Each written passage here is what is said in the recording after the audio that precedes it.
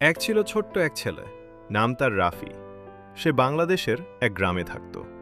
রাফির খুব ইচ্ছে ছিল বড় হয়ে একজন সফল মানুষ হওয়ার, কিন্তু তার পরিবার ছিল খুব গরিব। স্কুলে যাওয়ার পথে সে প্রতিদিন দেখত গ্রামের ধনী মানুষেরা বড় বড় গাড়িতে চলাফেরা করছে, আর সে পুরনো স্যান্ডেল পরে হাঁটছে। একদিন রাফি গ্রামের এক বৃদ্ধ শিক্ষকের কাছে গেল।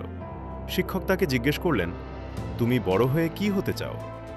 রাফি বলল, আমি বড়লোক হতে চাই, যেন আমার মাকে আর কষ্ট করতে না হয়। শিক্ষক মুচকি হেসে তাকে একটি আম গাছের বীজ দিলেন। বললেন, এই বীজটা মাটিতে লাগাও, প্রতিদিন পানি দাও আর ধৈর্য ধরো। রাফি প্রতিদিন খুব যত্ন করে গাছটাকে বড় করতে লাগল। অনেক দিন পার হয়ে গেল, কিন্তু গাছটাতে কোনো ফল ধরল না। গ্রামের মানুষ তাকে নিয়ে হাসাহাসি করত, কিন্তু রাফি হাল ছাড়ল না। এক সকালে সে দেখল গাছটিতে সুন্দর আম ধরেছে।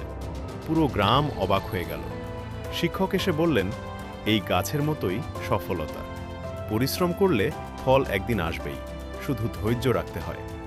সেদিন থেকে রাফি আরও মন দিয়ে পড়াশোনা করতে লাগল। কয়েক বছর পরে সে বড় ইঞ্জিনিয়ার হল এবং তার মায়ের সব কষ্ট দূর করল। শিক্ষা, পরিশ্রম ও ধৈর্যের ফল একদিন না একদিন অবশ্যই মেলে।